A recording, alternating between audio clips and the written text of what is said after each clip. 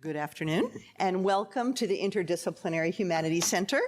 My name is Susan Derwin. I'm the director of the IHC, and I want to thank you all for coming to today's event, which is part of our year-long series, Imagining California. We created the series to explore the histories, stories, and innovations that created California and the challenges and possibilities that lie in the state's future. The crucial question of reparations for Black California residents is a question of and for the present moment, and it is one that bespeaks an ignominious aspect of the state's history, but also a hopeful prospect for its future. We are fortunate to have with us a group of experts in the area of reparations, including a member of the task force Governor Gavin Newsom created to study historic and systemic racism and to develop recommendations to address it. But before I introduce our panelists, I would like to acknowledge the Chumash people who are the traditional custodians of the land upon which the IHC is located, and pay respect to elders, past and present, as well as other Indigenous people here today. And now to our panelists. Daina Ramey Berry is the Michael Douglas Dean of Humanities and Fine Arts on our campus. She completed her BA, MA, and PhD in African American Studies and U.S. History at UCLA. Before coming to UCSB, she was the Oliver H. Radke Regents Professor and Chair of the Department of History at the University of Texas, where she also served as Associate Dean of the Graduate School. Dean Berry's research focuses on gender and slavery and U.S. Black women's history, and she is the award-winning author or editor of 6 books, including A Black Women's History of the United States, which won the 2021 Susan Koppelman Award for the Best Book in Feminist Studies and was a 2021 NAACP finalist for literary nonfiction. Tiffany Caesar, and you'll see them all in a minute. They're going to come up here. It's going to be great.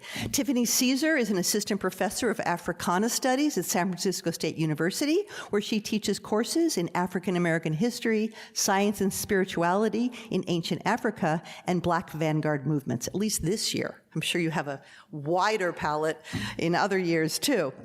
She earned her PhD from Michigan State University in African American and African Studies. She was a Mellon Scholar at the Margaret Walker Center and a faculty fellow at the Institute for Social Justice and Race Relations, both at Jackson State University. A scholar and activist, Professor Caesar's work emphasizes Black cultural heritage institutions, Africana women, Pan-African political movements, reparations, and self-care. Her recent publications include the co-authored piece, Mothering Dead Bodies, Black Maternal Necropolitics.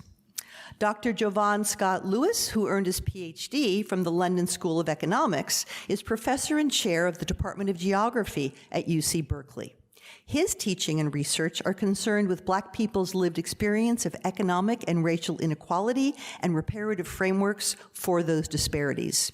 He is the author of Scammer's Yard, The Crime of Black Repair in Jamaica, and Violent Utopia, Dispossession and Black Restoration in Tulsa. He leads a research group of economists and political scientists studying the racial wealth gap in California, and in 2021, he was appointed by California Governor Gavin Newsom to serve on the state's reparations task force. Dr. Lewis is also a core member of the Alliance for Reparations, Reconciliation, and Truth.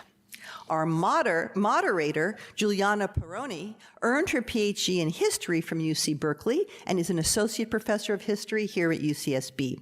She is the author of Nothing More Than Freedom, The Failure of Abolition in American Law, and currently she is conducting research on the wills of enslavers who bequeathed items of significant value to bondspeople. I am absolutely grateful to all of our speakers for agreeing to take part in this panel today, and to Giuliana for moderating the conversation. So please help me now welcome all of them up here to the IHC. Thank you.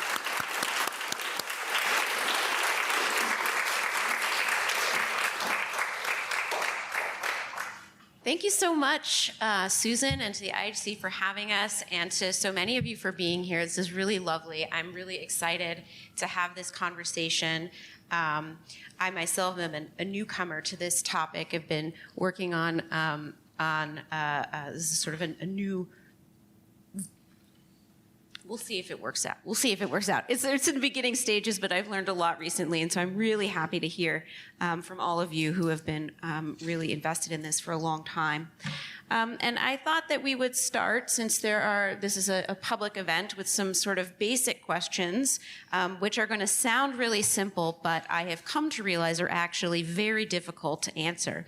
So I will start with one of those questions, which is, what are reparations?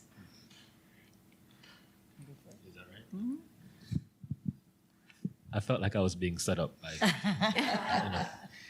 But thank you for having us, and thank you all for being here. Reparations, you're exactly right. The question sounds simple, and that's part of the problem, actually. So in thinking about the question of reparations, specifically in African American context, what we are thinking about is what are the forms of redress for the histories of anti-Black harm in the United States, at the very least. That was really nice and succinct, okay. Actually, surprisingly. I would add that the way we talk about reparations often has many forms, and that's part of the reason why there's discussion and debate about it. So some of it's in financial form, some of it's in reform, whether we're looking at schools and housing and different kinds. And I think that's another reason why there's not a single definition, is that there's so many different opinions on how to repair or restore, and who. And that's the other piece I know we'll talk about shortly. Is this close enough? Can you hear me? Yeah. Okay. I would like to start with a quote by Fannie Lou Hamer. And she is a just well-renowned activist when it comes to African American culture, history, and social activism. And in 1971, at the Women's Political Conference, she said, now we've got to have some changes in this country, and not only changes for the Black man and the Black woman, but the change we have to have in this country are going to be for the liberation of all people, because nobody's free until everybody is free. So when I think of reparation, I don't just localize it in the United States. It's a global effort when it comes to redressing and repairing harm that's done to people globally. Really glad you brought up the international dimension of this. We will come back to that, I am certain. So thank you for that. And Daina, I do have a question for you as the historian on the panel here. We're talking about this in some ways. For some of us, it's new. It's not. It doesn't have there's not deep knowledge about what reparations are, but that's not quite right. So I'm hoping you might be able to offer some of the deeper history of reparations, that this is not something that we've suddenly started talking about, but instead there's a much longer story here. So I'll speak in the U.S. context first, and that is, I always say this and it surprises people, that reparations for slavery in the United States have been paid. They've been paid to enslavers. So when an enslaved person was killed by the state or murdered or hung for a crime, or alleged crime, the estate or the enslavers received the amount that their bodies were worth. And a lot of people don't know that. And when we talk about reparations, I think it's interesting that the people that did the harm have often received financial reward for it. We have a number of cases. There's a number of records in the National Archives during the War of 1812. A number of African Americans either ran away or ran to the British.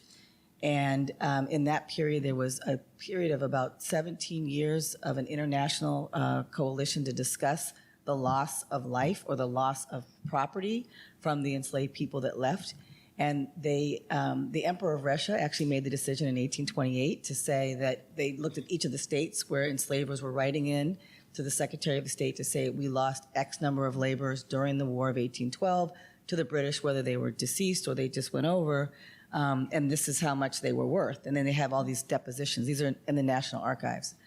And those records, what they ended up doing was coming up with a value that they defined for each of the states. So like in Georgia, it was like, it didn't matter what their age was or their skills were, they were $361, or I can't remember the exact numbers, but each state had a figure. And that there was, from what I can tell, there was a check written to the United States in 1828, 2 Czechs that I understand you may have read about this as well, or you might have seen this story, this case. So that's another really historic example from the War of 1812 when formerly enslavers were being reimbursed for the loss of their lives. And the last example I'll give is one of Nat Turner that I didn't know about until I wrote a book, that he was decapitated before he was hung. He had already took the lives of his enslavers in the Southampton Rebellion, and he was valued at over $300. And the deceased relatives of his, the deceased enslavers of his, the state received reparations for Nat Turner's body. And I remember reading that thinking, nobody knows this, or like very few people that I knew in my circles knew it. And it just changed the context of how we think about how to repair and restore and who is eligible for that.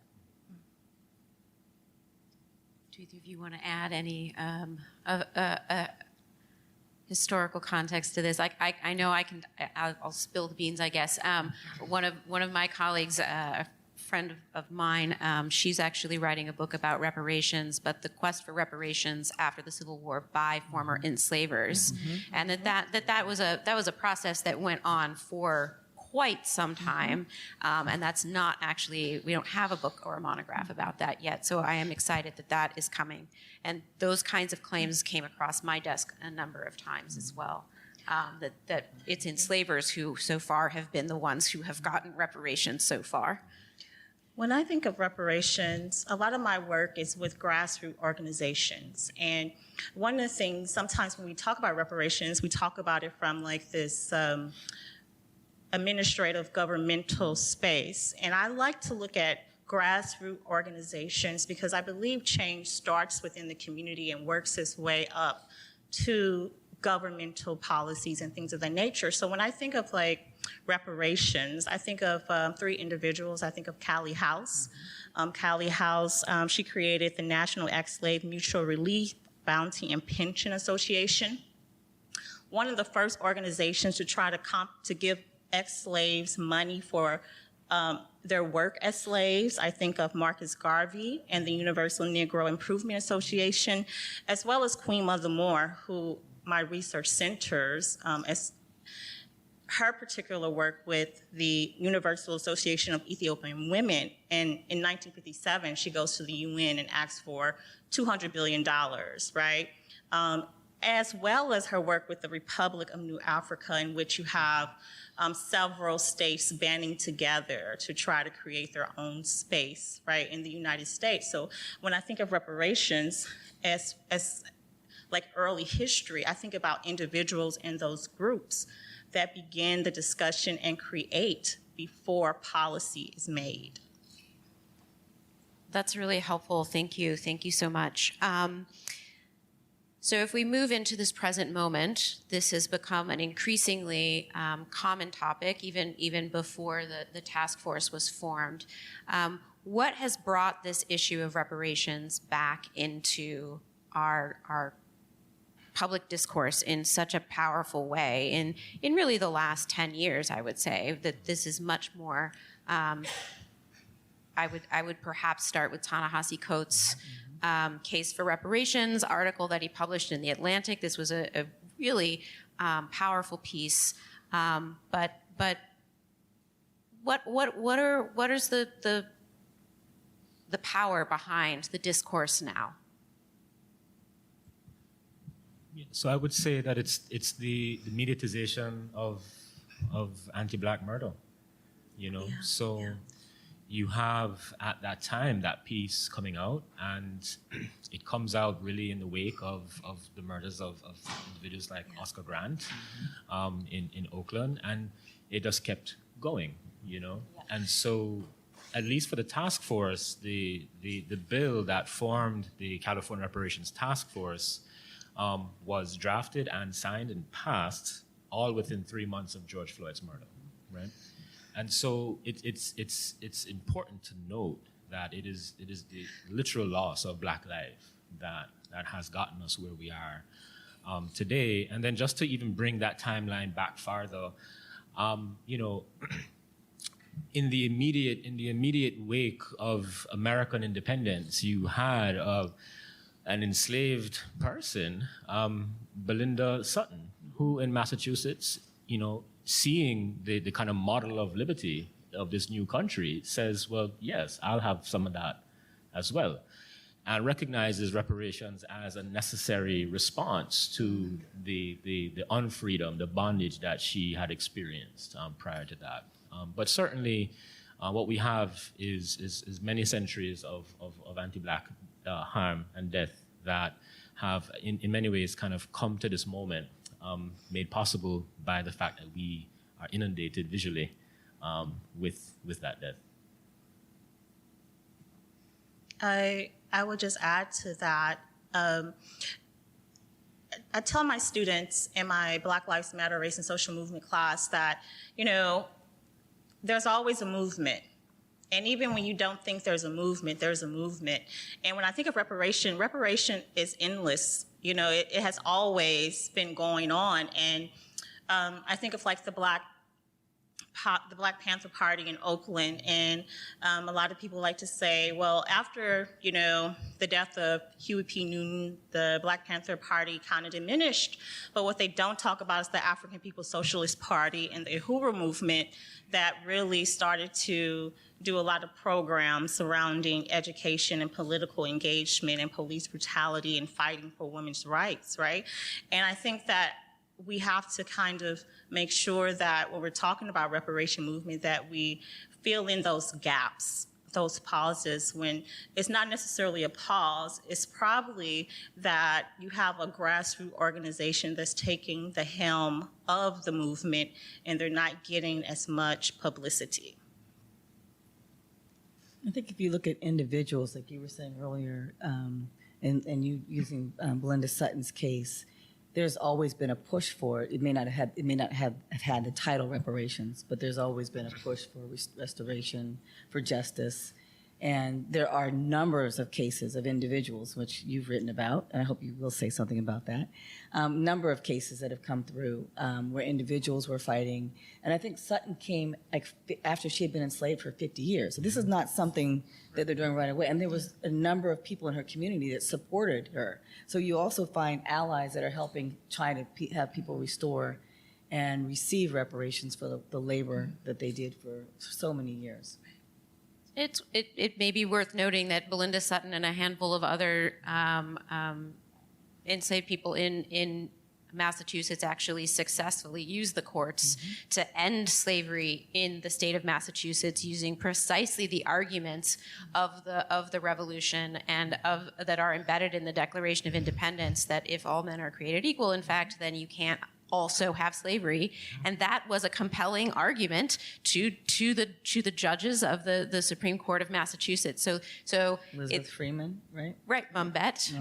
Right. So this is not a sort of one-off kind of situation. This is part of a growing number of cases in Massachusetts that produced significant change. And I really like this framing of the discussion has always been there. The conversation around reparations has been happening as long as slavery has been happening.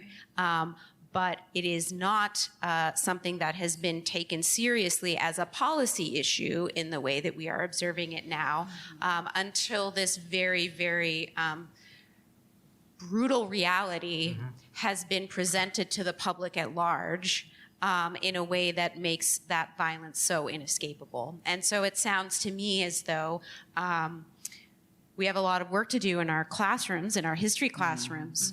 And I'm envisioning syllabi in my head as you're talking about what that could look like, that in fact framing a conversation about reparations or some kind of movement for redress is overdue. So I really appreciate that a lot.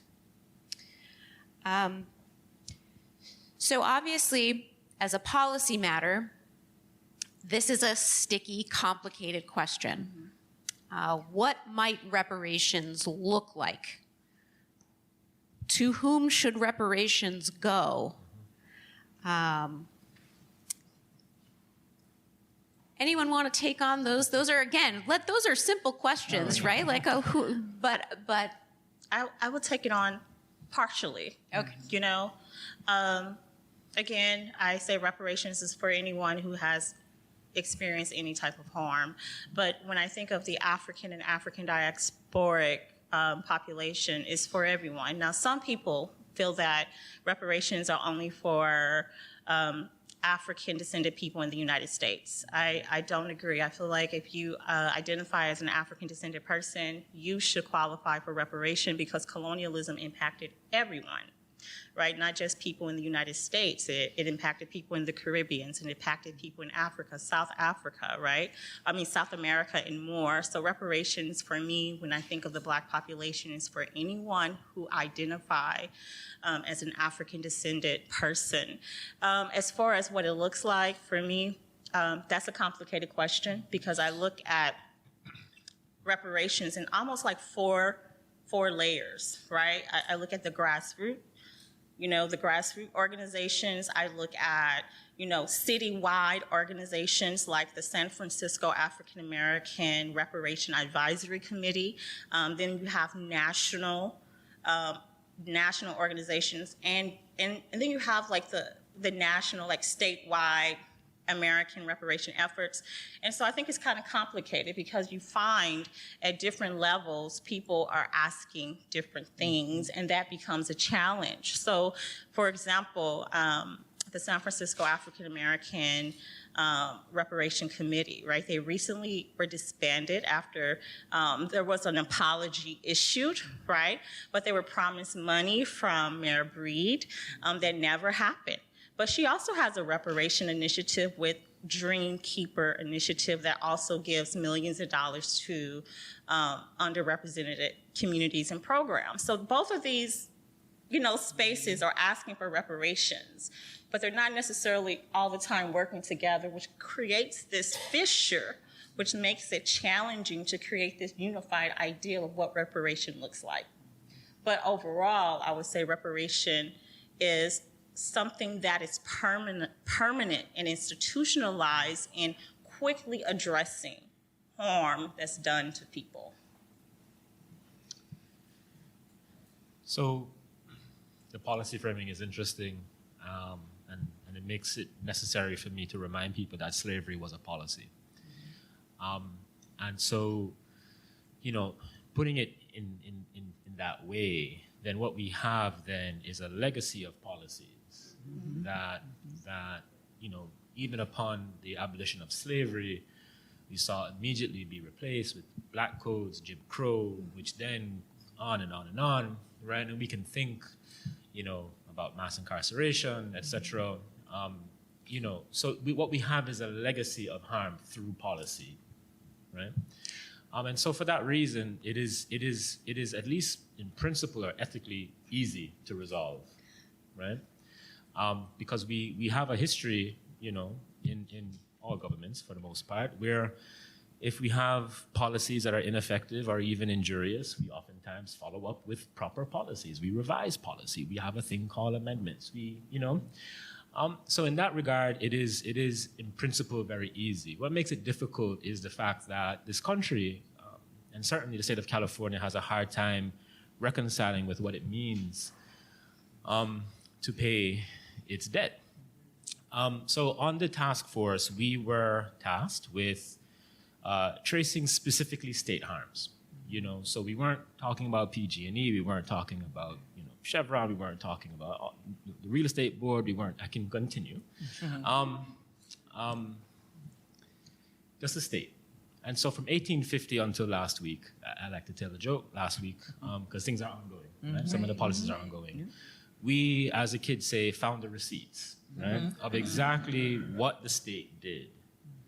And so in a way, reparations, as we made our recommendations, and I strongly suggest any of you who are interested to go to the Attorney General's website, just Google OAG reparations, and you'll find everything we did.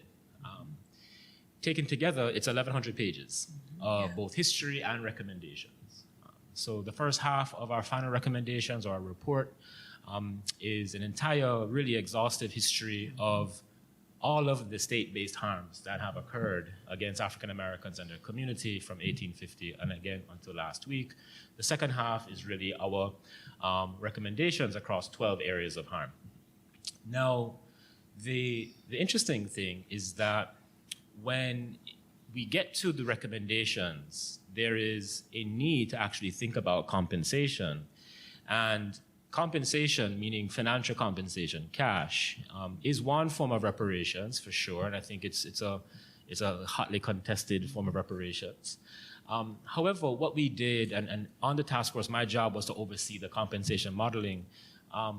What was interesting is that our financial or our cash recommendations have, there's nothing symbolic about them. What we did was, at least in 5 areas, we went and found the actual economic losses that the African American community incurred due to state policy, mass incarceration, in housing discrimination, health discrimination, business loss, and so forth. So when we're talking about what reparations are, there is a simple fact of needing to simply repay what you took, right? And so that helps to shift the discussion somewhat. And then it makes it more apparent just how unwilling we are to actually entertain the thought of justly providing a particular community with what they are owed. The policy question is exactly that issue. How do we reconcile with the appetite, with the will for justice for a particular community, that the country has gotten quite used to getting everything for free.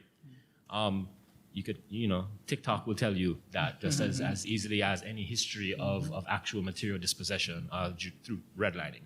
So that's the question around policy. And and we can talk more about some of the particular recommendations, but that is the general gist of the challenge of policy.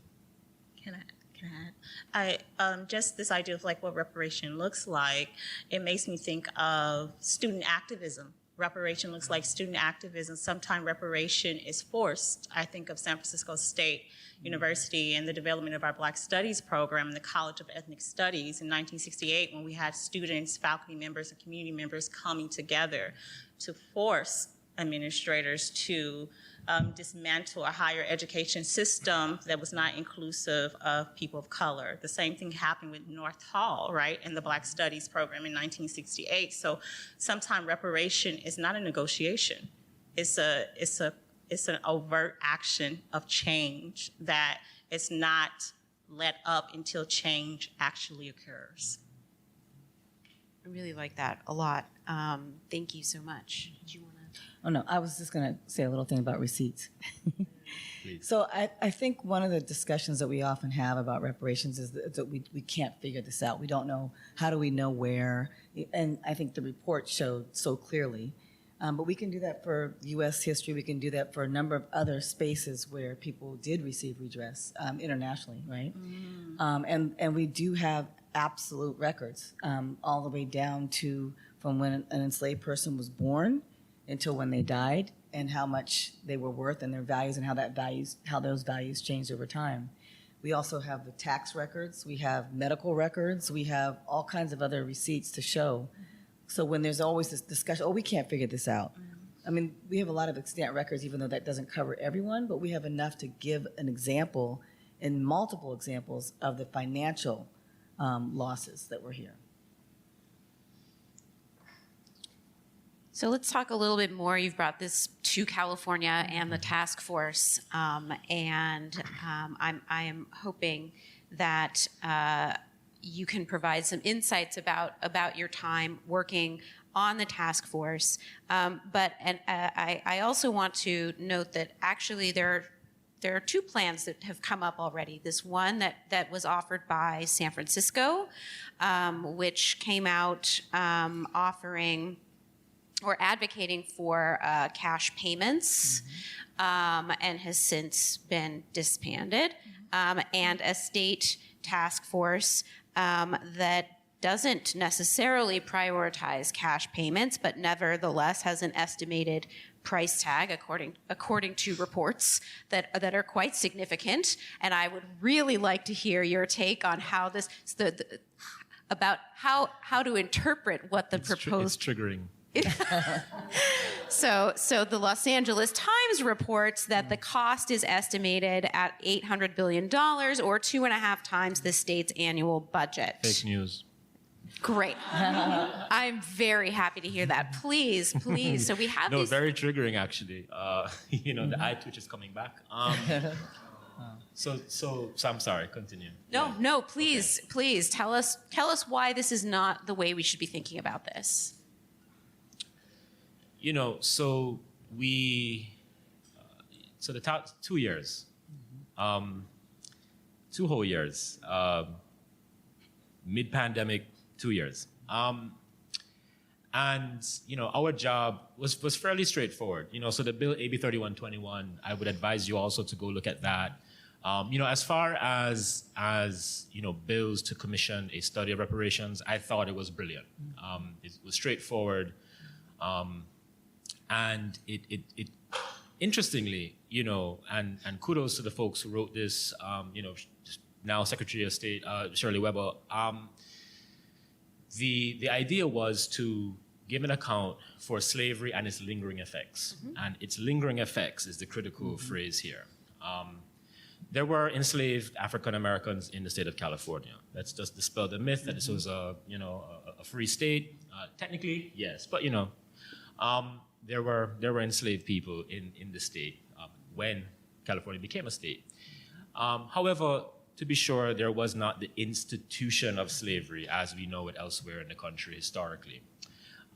However, lingering effects, as I mentioned earlier, the kind of legacy of policies, right, are what we can identify as those lingering effects. And so our job was simple, identify the responsibility of the state for responding to its role in perpetuating the lingering effects of slavery. And that's what we did. And so the 12 areas that we worked on, ranging from racial terror to environmental harm, the loss of intellectual cultural property, we have Hollywood here. Let's remember Birth of a Nation. California has a role in the history of lynching across this country. There is a straightforward mandate. And a part of that was to say, how would we pay for it, right? If we are to give compensation, what are the models for compensation? So our job was not to actually recommend a dollar amount. Our job was to come up with models for how to actually calculate this harm. 2 years, that's what we did. And so we had to come up with a relatively sophisticated means of both identifying, operationalizing, and quantifying particular kinds of harm, then coming up with, secondary means of determining eligibility, overall eligibility, which we should talk about, because we decided that direct compensation would only be limited to African Americans who were descendants of enslaved persons in this country, for a set of reasons that warrant discussion. We came up with those models. However, the media decided to go and get their calculators, those fancy T9s that we all remember from middle school and high school, and effectively fabricate a number. And I think it was a lot of Daily Mail and so forth, and then unfortunately Chronicle got involved and the LA Times got involved, and then we ended up with a number that no one on the task force ever uttered. We ended up with a number that doesn't even appear once in the 1,100 pages of the report. What we did was we said we believe, right, that direct compensation is warranted because there were direct economic losses. That's why. Money was lost, so money should be repaid. Any of us in the room, you lose something financially, you want to repay. We said here are, and we provided 3 methodologies. If you consider this, then that. If you want to consider that, then that. So, that's why it's triggering, because it was 2 years of work, and it was my work as well. And then, a few clickbaity articles, and then it basically is, I'm going to say it, and we're recorded, it's basically impossible now, right? It made it politically infeasible. So direct compensation is likely not going to happen. So, I think that's why it's triggering us for the background. But I think the idea is that it should cost money, right?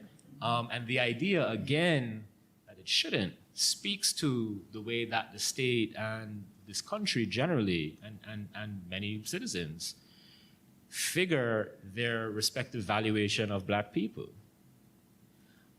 The state has a very substantial record of providing capital, direct capital, to various communities. The country has the same record. However, when it comes to the remuneration of African American harm, all of a sudden, we simply can't imagine it, and that's part of the issue. I wanted to just add to that, to represent San Francisco. So I would like to I think you said fake news, right, about the money. Fake news, $5 million. Okay, the $5 million is not the fake news, but the fact that a lot of people feel that the San Francisco African American Reparation Advisory Committee was only advocated for $5 million is fake news. They also created a very lengthy, laborious report, hundreds of pages, advocating for different forms of reparation. Money was just one aspect. They were talking about education. How do we better education? How do we better health? How do we provide homes for, people of color? How do we, close the gap when it comes to people of color getting loans and things of that nature? So one of the things I wanted to say was, I think the $5 million really got the attention of the world. And I absolutely agree, compensation should occur, but it wasn't just money. And reparation is not just money. I think of Queen Mother Moore, before she passed away, she was working on Mount Addis Ababa, which is what she calls a monument for all the people who died during slavery. It was a school. She was trying to create a college in New York, right? That was a form of reparation. So I just wanted to share that. So I'll just add some of the to piggyback on what you're saying. Some people look at different ways, like you said, for housing reform. Some people are looking at scholarships and educational reform. Some are looking at reforms to neighborhoods, communities. Those are some of the other kinds of reparations that people talk about. That's not just financial. But I think, as you say, and I think one of the other writers that writes about this is Sandy Darity at Duke. He's adamant about, a check, a dollar amount, and then he will prove and talk about all the different ways in which the federal government should cover that and about how much that is. And, we talked about this with this, Russell Sage Foundation is coming out with a special issue on Black reparations in June. And there's models from, like local models, what happens in some cities like Evanston, you might have heard about that, Evanston, Illinois, also Detroit. And so other models and seeing how they're looking at it through forms that are not just financial. But finance has been a part of almost every single verified reparations package in the world. And I do disagree, right? Reparations are not programs. To kind of finally fulfill the promise of a fully endowed citizenship is not reparations. That's what, right? That's a right. That's a right. And so reparations of that form, are reparations on the cheap.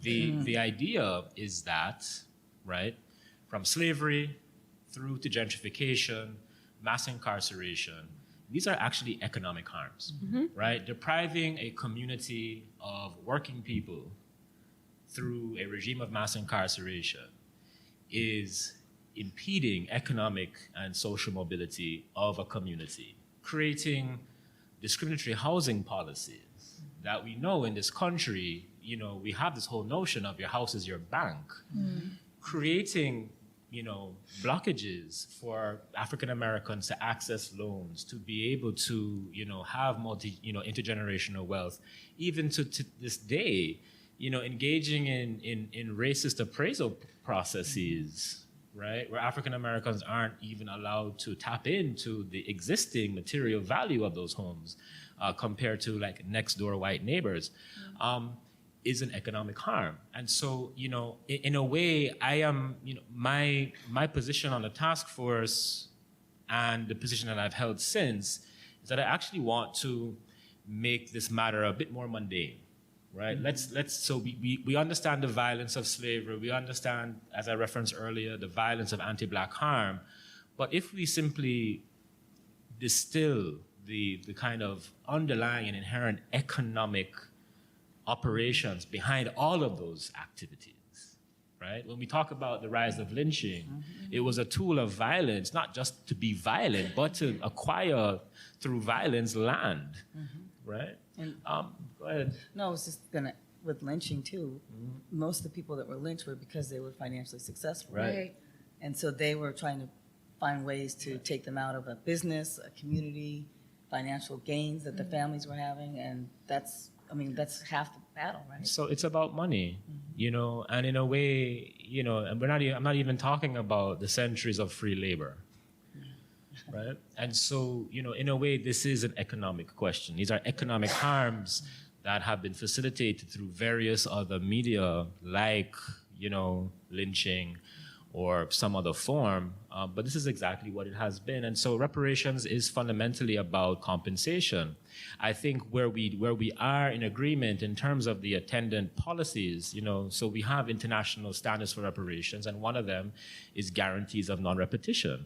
And so yes, by all means, right, we should have educational programs, policies, certain kinds of various access. That's how we guarantee the non-repetition of those harms, because you cannot have racist policies in place, provide a community with financial reparations, and then expect there to be any development that follows from that.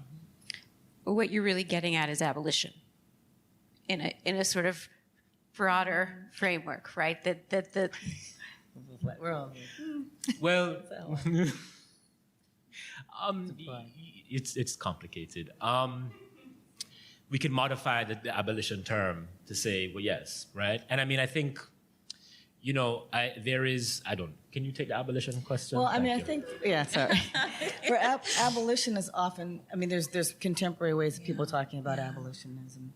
But I think one of the things we're finding is that abolition is the end of something, right? So it's not going to happen again, but that doesn't restore the Black wealth gap, So abolition is, it's over, it's not going to happen again. But how do we restore and find ways to compensate and to get people to be on a level playing field where they weren't. And so abolition is too narrow of a way of looking at it from my perspective. I agree. And I also was just going to say that people are not waiting. When we think of like this idea of reparation, abolition, people are not waiting. The community is not waiting for the government. It's not waiting for abolitionists, they are taking things into their own hands, right? And when we think of Black social movements, it is a dance between the community and the government, right? Until like change actually occurs. So what are some of the possibilities that California has suggested, that the report suggests? What are some of the recommendations that you think actually have a chance to move ahead?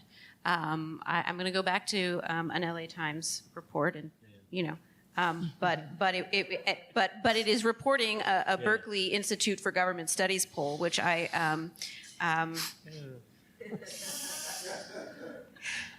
they gave me money to finish my dissertation, so we can't say anything too terrible about the IGS. I've already said it online and in several articles, so it's don't worry. So their poll suggests. I'm also a faculty advisory member of IGS, and they did not consult me in developing their poll on reparations. Oh. And they mischaracterized the compensation. So yes, IGS gets all the smoke. Great. I will take that off my CV. No, they're fine. I'm just saying. I don't know.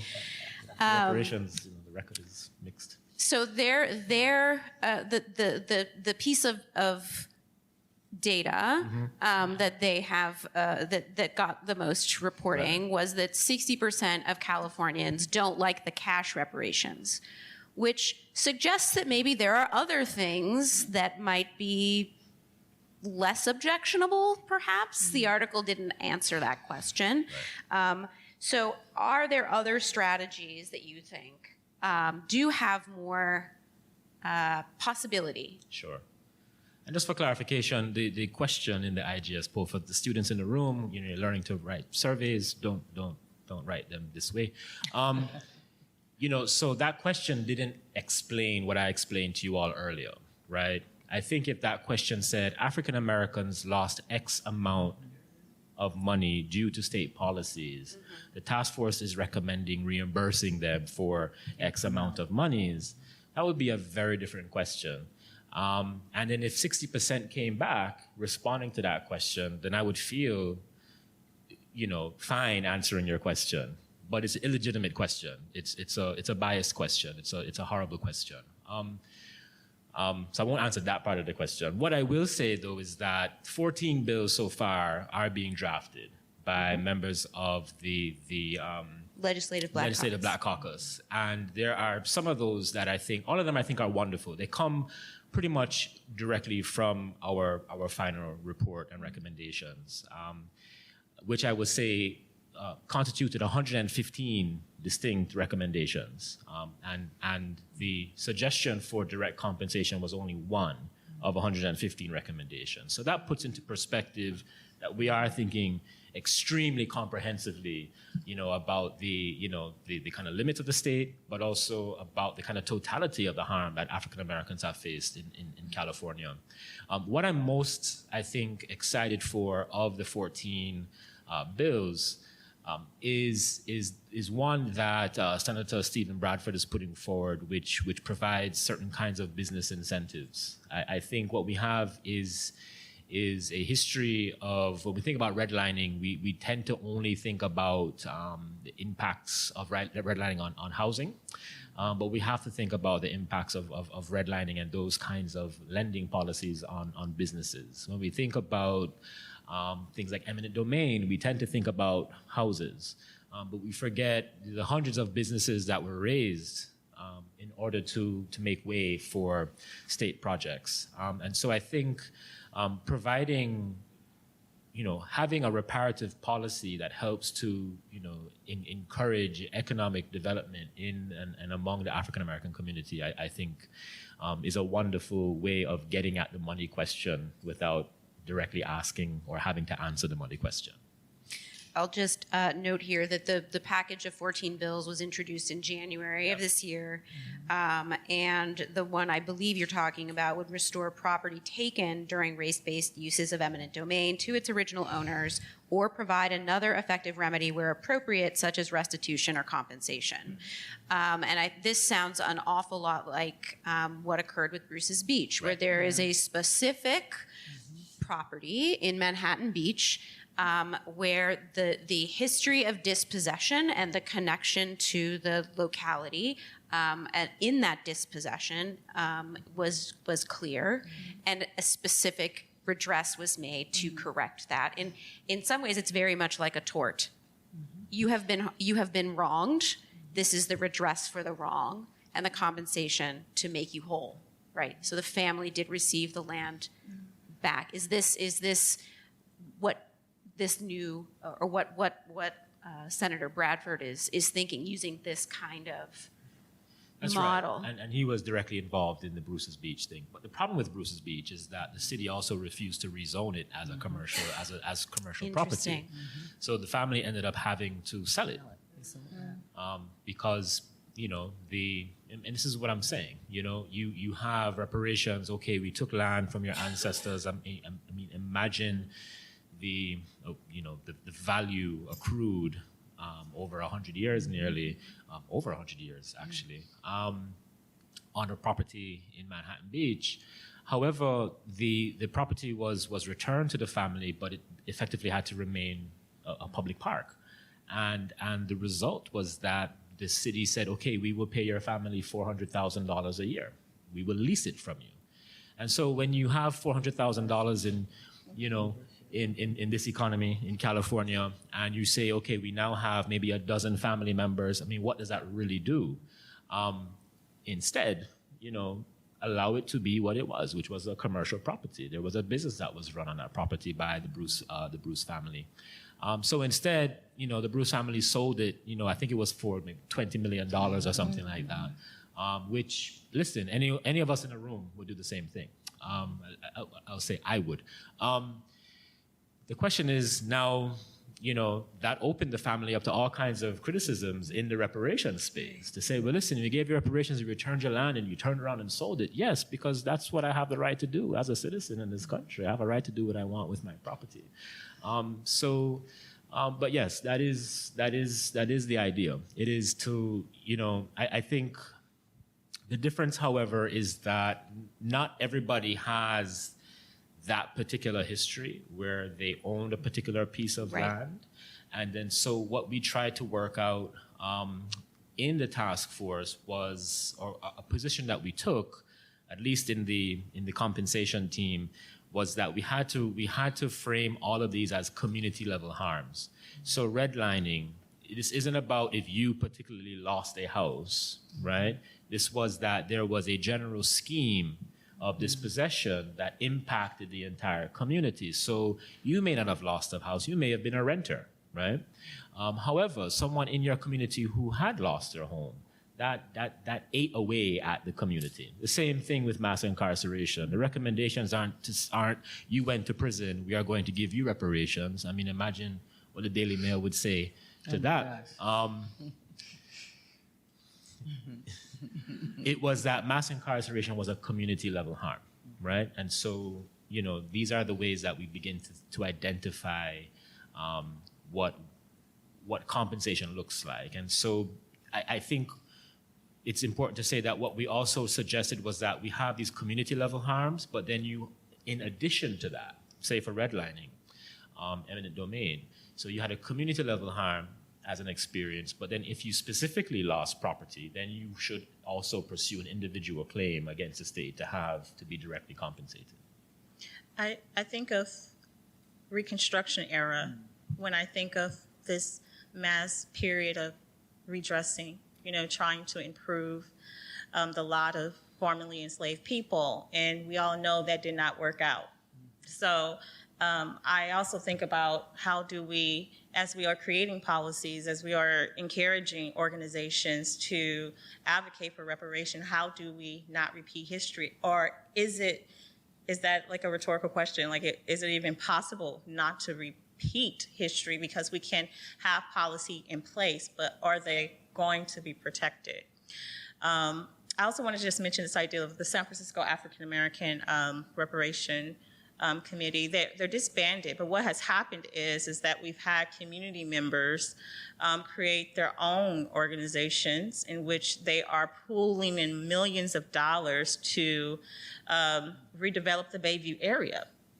And as you all know, San Francisco, Oakland, both are experiencing high level of gentrification in communities that were formerly Black. And so even though, the committee is no longer in existence, there was some type of inspiration and inspiration that permeated to others to say, even though you're not here, we're still going to take on this initiative, which is saving the environment, which is also a form of reparations.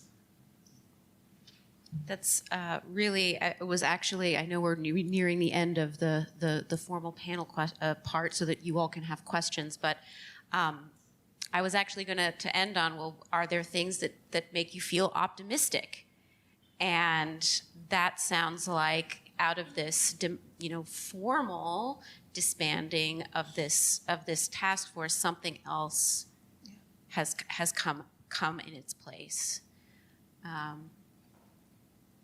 I think optimism is part of the fact that we're having more public conversations, not just here, but national ones. Like I testified in front of the House Finance Committee, about reparations. And there's bills all the time, right? We're now having to have these public dialogues are really important because it allows us to educate people on the history and to allow people to understand and move past some of the fake news that's there and to understand why there is a movement of people that really support reparations. It's not, but there's some teeth to that movement. Yeah, and I think you're referring to SB 40, the John Conyers repeatedly brought to the Senate floor. 40 is for 40 acres and a mule. And Sheila Jackson Lee has taken it and actually advanced it for the first time, I believe in 2020. Yeah. Yeah. Well, the Black Panther Party Museum just recently opened in Oakland. And one of my areas of interest is cultural heritage preservation and how cultural heritage preservation is a form of reparation. And so in Oakland, we have the West Oakland Mirror Project Museum that's dedicated to the Black women of the Black Panther Party. That's more grassroots and community oriented. And they do a lot of community activities in addition to tours. Just a couple of months ago, the Black Panther Party Museum opened, and that is aligned with the Dr. Huey P. Newton Foundation. And they just received a $1.25 million donation from a government official. And so that's optimism to me. You know, like I'm not gonna go deeper into like money and cultural heritage institutions, but I like the ideal that we have this acknowledgement that we need more representation of Black culture, right, in Oakland area, and we're going to fund it to support it and encourage its growth. I think that the conversation is not just happening, you know, more frequently and broadly. It's happening across a scale that I don't think anybody really ever imagined, you know. So going back to, you know, Kanye's efforts, you know, I think for a very long time we've been fixated on the question of federal reparations and reparations for slavery. That absolutely has to happen. And so in no way is, you know, if we even passed all 115 recommendations in the state, we said in our final report, this does not substitute for federal reparations.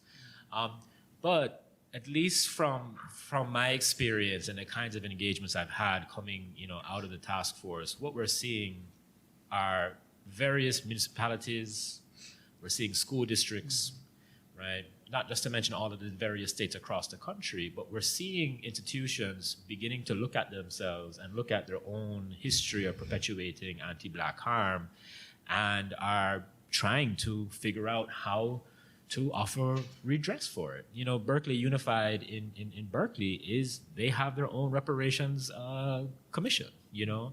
And I think, you know, on one hand you're saying, well, you know, maybe what a silly thing, you know, but actually, no. Because even after integration, right, we understand that today there continues to be what, if we look at it empirically and honestly, you know, race-based discrimination in our public schools that have community impact. And so I think I'm optimistic that the you know, the cat's out the bag, you know, whatever other, you know, I don't know. But everybody effectively is willing to kind of ask the question now. And I think you were right to kind of go back to Ta-Nehisi Coates, who, you know, at least in our contemporary moment, asked the question in such a way that it began this process of making the question a legible one. And I think here we are today, you know, and it would be very difficult to go back. Great. So thank you so much to our panelists. I'm excited to...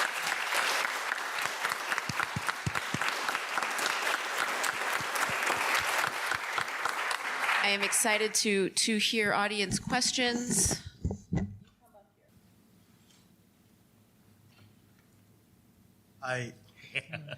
So I really like, Tiffany, your characterization of the repair work that goes on as part of the reparation. I also really like your insistence on the monetary, because that sometimes what happens is the care and repair language is used to deflect and differ, right? Certain things don't come. But the work is going on all the time, definitely, and outside of the state. What I wanted to ask you guys about is, to what extent do you think civil society actually comes in the way? Obstruction. By that I mean values, but also institutions. Sometimes it feels like it becomes a sleight of hand. And Jovan, I'm looking at you because your work on the scammers. Mm-hmm. I don't know if that was mentioned before, but that is really interesting. You know, like because that does break law. And it's kind of iffy. And at the same time, it makes perfect sense how they characterize the scamming. So I think there's an ethical question here, as there always is, I suppose.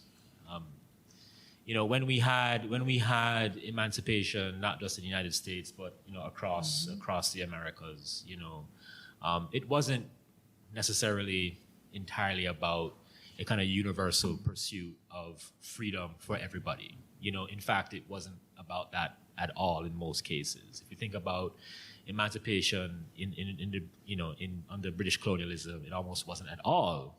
Abolitionists use a kind of financial argument that abolition would be better for the empire, actually. And so what we have are these ethical contradictions throughout.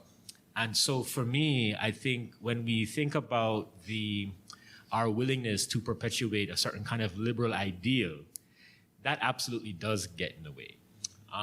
We have a sense now where, there's been emancipation, there's been civil rights, right? There's been so-called affirmative action. What more can we really do for you people? But I love, our ancestor Stokely Carmichael, Kwame Ture, who said civil rights wasn't for black people. Civil rights was for white people, to let them know that as a black man, he was speaking for himself, I'm allowed to go places. I'm allowed to be in certain places.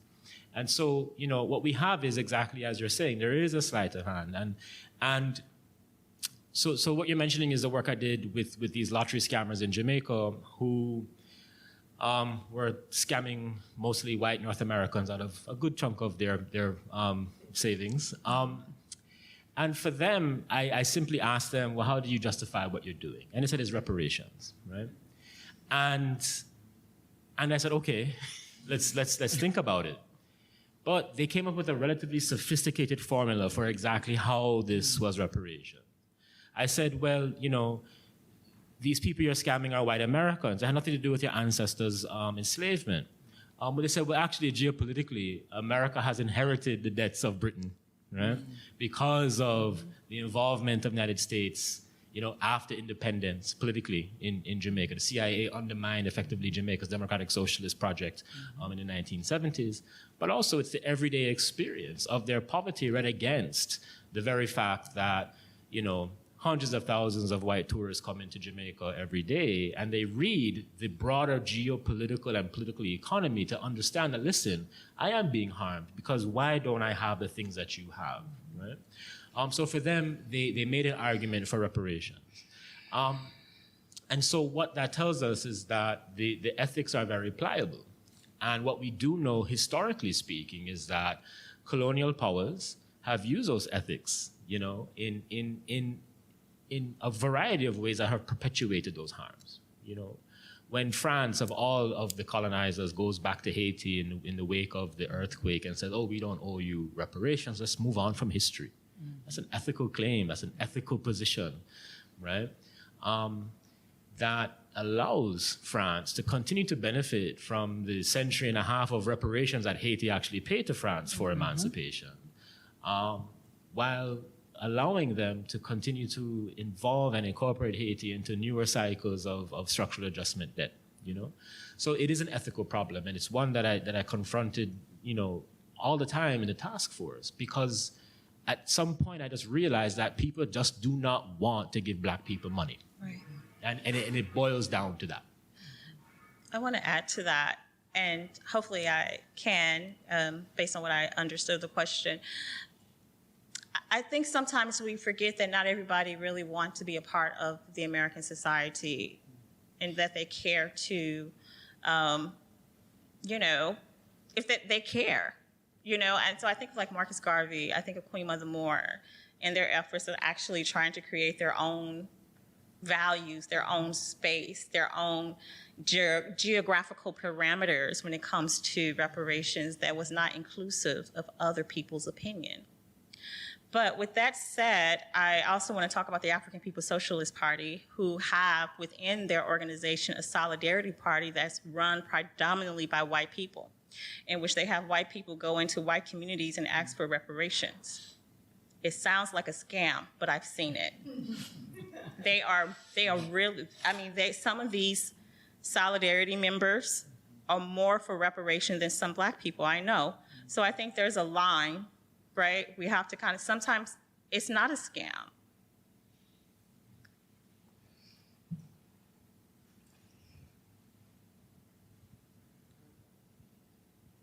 Hi, thank you all for all of your work, and especially thank you for the work. Just the 2 years. I can't imagine what a grueling experience that must have been, because I imagine there was just the negotiation you had to do.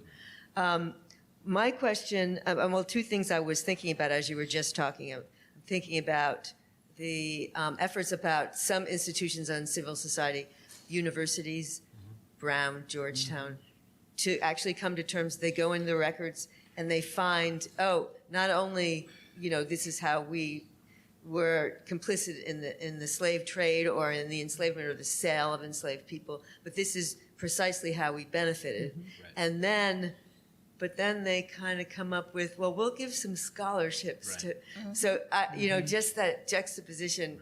And also, and we'll invite you to our very white campus, so it's just. And there's lots of stipulations in there too.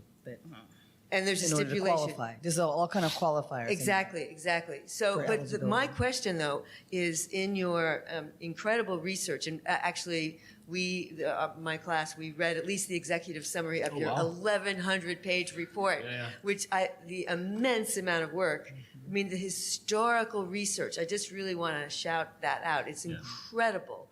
And I can't believe that it was done in 2 years. Right. Seriously. It's an amazing, amazing document. And that document needs to get out there. So, but the thing I wanted to ask about is how much work did you do to actually find out how much the state of California specifically benefited financially? And did that enter into the calculations? Yeah.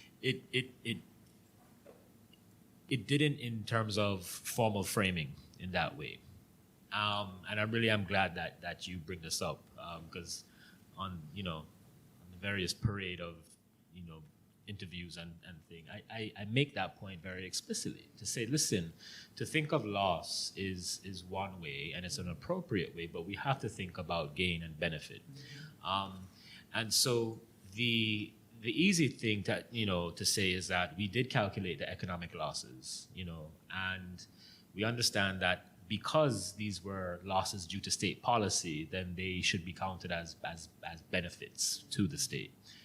We didn't go into any of the private sector. We didn't look into any individuals, and so we are talking about in terms of what we calculated. Those losses should all qualify as state gain, because we looked at the benefits, the losses due to mass incarceration, to housing discrimination, which looked like eminent domain and redlining. And we understand that these had direct benefits to the state. I just wanted to kind of just be that person to say, right now, nationwide, students are engaging in a very political movement, right? And so when I think of this ideal of negotiation, even at San Francisco State University, we're having negotiations, right, concerning the encampments on our campus. And that question of what do the students have to give in order, to get their particular desires? How much will they lose? How much will the administrators lose? And I think it brings up just when you're thinking of revolution, when you're thinking of change, this dance, right, of push and pull always come into the answer. I'm on an oral history project in which I am interviewing participants of the 1968 strike. And some of the participants of the strike said, they were so revolutionary and radical in the movement, but they were given scholarships to become lawyers and doctors. And they feel like they were kind of, bought out of that particular mental struggle. So even though, we praise them for their efforts in creating the College of Ethnic Studies, a part of them feel that once they receive some of that, I hate to say the word, tokenism, right, that a part of that revolutionary spirit was submerged. And so I just really want to applaud you for that question about, the intricacies. Yes. Hi. Hi, thank you so much. I was really locked in the conversation, so I'm very happy I came. You partly answered my question, but I would like to hear a little bit more about it. Being Haitian, I feel that the question of reparation or even the possibility of optimism just seems so far right now with what is happening for us. And I wanted to hear, maybe a little bit more about how that works in an international context when several countries are involved in oppressing a population, and how does the question of reparation even shows up when so much harm is still being done to the point that, people can, barely breathe in their own country or have their own presidents without them being murdered by the United States. So, that's my question. You partly answered it, but I would like to hear a little bit more about how it happens, at an international context. I can't help but think about CARICOM in the Caribbean and how was it just British Caribbean, I think it was? Or was it all just British? Yeah, but they came together and they've, I think they've come together, they have committee organized, and they're going after London banks and financiers, and they've been able to do that because they came together. I haven't followed it recently, but I know they did it a little bit earlier than some of our organizations here. That's just one example. 2014. Yeah. I think of South Africa. They had multiple colonial regimes oppress them. And I think that's a beautiful question because that's something that we do need to think about. If you are a country that experienced multiple colonial oppression, how do each of those oppressors contribute to your reparations? And so I just thank you for allowing me to think about that. So I'd like to go back to the Frederick Douglass quote. It says that, we've not yet been able to forgive Haiti for being black, and in a way, the kind of frustration that I have in the California and African American kind of resistance to recognizing the validity of direct compensation for African Americans is, a matter of exponential degrees more complication and difficulty with Haiti, because the issue is that reparations in Haiti needs to begin with a narrative repair of Haiti, right?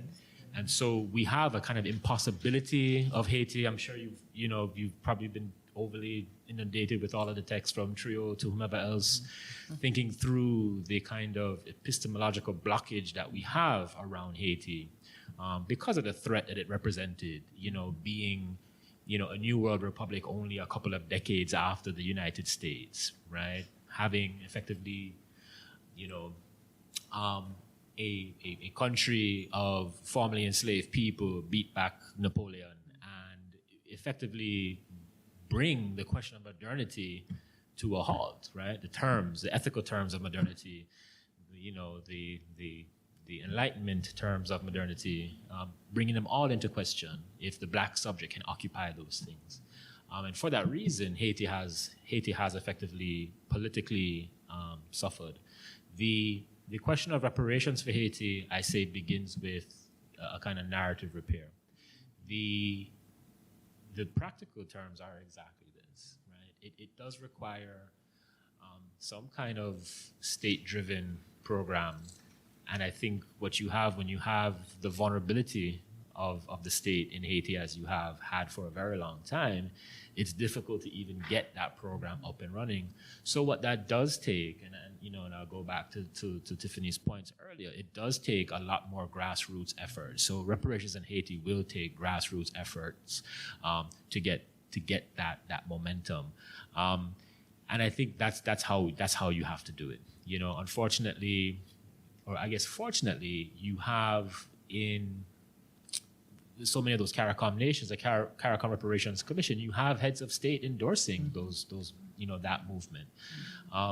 UE in Jamaica has a reparations center, right? They are actively negotiating with universities and a variety of institutions, in Europe to kind of get at this question. For Haiti, it is unfortunately just a bit more complicated and a bit more difficult, but it is not impossible. And I would just add, Haiti does not have to do it alone. I think of the African Union, and there's the sixth zone is supposed to represent everybody in the diaspora. Now, I feel like we all should be working together when it comes to reparations. And, I think it kind of gets messed up in like who gets reparation.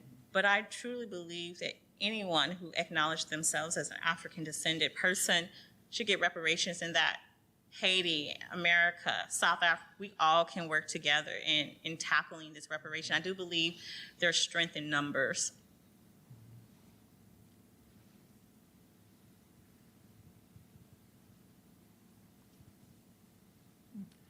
Thank you so much for this panel. This was fascinating. And one of the things that really jumped out to me when you were speaking was this idea of slavery and the lingering effects, right? Like the lingering effects of slavery or the afterlives of slavery. And this might be too abstract of a question, because I do think in some ways reparations is a very sort of like practical, concrete thing, right? But I was thinking about Christina Sharp and this idea of like the wake, right? And so then how do we think about redressing a harm that is ongoing, right? Like how do we think about, if we're talking about abolition, how do we think about abolition or emancipation as a non-event? And if that is the case, right, if in a very material way these harms have never actually stopped, then what do we mean when we're talking about redressing ongoing harms? Right? That's a good question. Because I think when we look at, I always talk about history when we're bringing things to the present, right? You've got to go like year by year or decade by decade. But we can show across all the moments up until today how the harms are still being done. Whether it's forms of discrimination, whether it's mass incarceration. So we're not done. The work is not done. And it needs to be done on multiple levels. Like when I think about Reconstruction, people talk about it as a success and a failure. How can you restore or repair a nation in 12-year period after 246 years of slavery, right? It's like, and how long were they in? Who benefited most from it? So there's all those kinds of questions. And if we're not addressing things that are happening today that are legacies of slavery, because so many things to me are connected. And it's not just because I researched that, but so many things are connected to a legacy of slavery. Until we make those connections, we're not going to be able to solve or address some of the discrimination that we're experiencing today.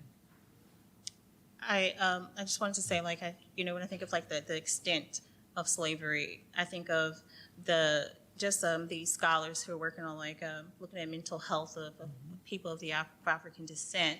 I think of Francis Fanon and his work, right? I think of post-traumatic slave syndrome by Dr. Joy DeGruy, which I really love. And just to share, it's a theory that explains the etiology of many of the adaptive survival behaviors in African American communities throughout the United States due to slavery, right? This epigenetic ideal, right? And so when we think of reparations, the inclusivity of health, right? And how, different populations are behaviorally displaying, the anxiety or what have you when it comes to slavery. I think of all those things. And so we have a lot of scholars. Even Queen Mother Moore, she had her own theory. She called it oppression, psychosis, neurosis. And she says a condition that led Blacks to act against their interests and engender fidelity to their oppressors, right? Candace Owens. And so, you know what I mean? So these particular ideals of, how are we harboring these particular political acts that are against our very being? I think we have time for one more question. Okay, I was gonna. Oh, sorry. Can I just quickly yes, please. So very quickly, and it's related to the earlier question. I think because you bring up Christina Sharp, we bring up this question of the wake, and I want us to attempt to kind of resist the taking for grantedness of those circumstances. I for one, maybe because I'm from Jamaica or something, but I for one do not subscribe to this notion of when we become free, right? African Americans are free. However, what needs to be fully materialized, what has been subverted, right, is the capacity to defend one's freedom. Freedom is always defended. America defended so-called freedom. What's happening in Gaza right now is some fabricated notion of some people defending their freedom, right? What we have is, historically, 50 years after emancipation, 50 years after the end of slavery, African Americans, and I love this statistic because it kind of helps to trouble this narrative exactly as I'd like it to be troubled. African Americans own 14% of agricultural land in this country. We're talking about 50 years removed from slavery in America. 100 years ago, there were over 100 black-owned banks in this country, right? Now in Beyonce's America, right, that land ownership is around 1.3%, and we have less than a dozen black-owned banks. Granted, there were a whole host of directly violent attempts to dispossess African Americans of said land and to deprive them of the means of maintaining such institutions like black-owned banks, right? But the point is that the narrative that we have to wait, the narrative that we can't, the truth is that history has proven that we in fact have already done. Right? When we think about gentrification, the capacity for African American communities to again and again build community for themselves, simply to be dispossessed of it, of course, tells the narrative, right, that actually, you know, folks do know what they're doing. Folks, in fact, can do what they need to do. The part, however, that is missing is this question of how do you develop the networks, how do you develop the securities that help to maintain it. I wrote a book on Black Wall Street, on Tulsa, Oklahoma. There's a whole history of black towns. And the narrative is that, you know, Greenwood, you know, Black Wall Street burned because it was economically, you know, prosperous. That's not true. 90% of Black Greenwood's residents were like dirt poor. The problem was that they had political consolidation, right? They represented a political threat, right, to a relatively new state. Because you had people like Ed McCabe who wanted to make Oklahoma the first black state in the country. So they represented not an economic threat, but a political threat. So I think it's a question of African Americans simply reminding themselves of this particular history of political productivity, economic productivity, and then to somehow say, yes, we understand that harms continue, but imagine the harms, right? Imagine the harms in 1900, right? Imagine the harms in 1915. Compared to here we are today, and I know my life is vulnerable, right? However, compared to some people's ancestors in this country, my life today is not as vulnerable. And so I think that's what I want us to kind of think about when we think about this legacy. That the legacy is actually much more complicated than being a narrative of just harm. Thank you for taking questions. My knowledge on reparations in the U.S. was kind of crude or rudimentary before 4 p.m. today, so I appreciate the development on my knowledge gap. I really do. And I'm thinking after hearing you guys speak, I'm thinking there's an important opportunity for grassroots organizations, academics like yourselves, and our governments to work together to progress these interests. Should we be lucky or smart enough to seize this opportunity? Though I imagine these efforts would be positive everywhere, on what level do you see this relationship being the most productive? Is there any advantage to focusing support to federal committees or state initiatives, for example? I would just quickly say it's complicated. It's complicated because, like I said, I look at reparations happening at 3 to 4 levels, right? And one of the challenges is communication, yet and still, people are working together. Like, when I think of the $1.25 million that was giving to the Black Panther Party Museum, that was community, that was government, that was grassroots organizations, everybody working together, right? And I think that in order for it to continue to persist, there needs to be more dialogue, between different factions so that it can be successful, so that we can work together and work through those particular challenges. I think it needs to happen at all levels. I don't think it should be an either or. I think it needs to be both and. And I also think one of our challenges is just definitions, understandings. We don't all come from the same place in terms of how we think about it and what we think should be done. I think that's a big challenge, and I'm sure you experience that I mean, even with the report, they interviewed for like months and all kinds of folks, you know, just the amount of research that you guys did to write that 1,100-page report. Right. And just all the various opinions. So I think the biggest challenge we have is having some common understanding so that we can then work towards the same goal. And that's the biggest challenge from my perspective. Yeah, I agree. Thank you all so much. Thank you to our panelists again.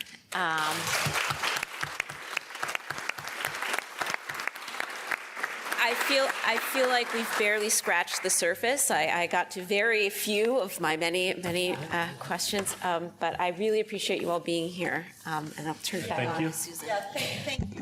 This was just absolutely compelling. And let's continue talking to one another with some snacks and drinks. So please, let's all move into the other room. And thank you again.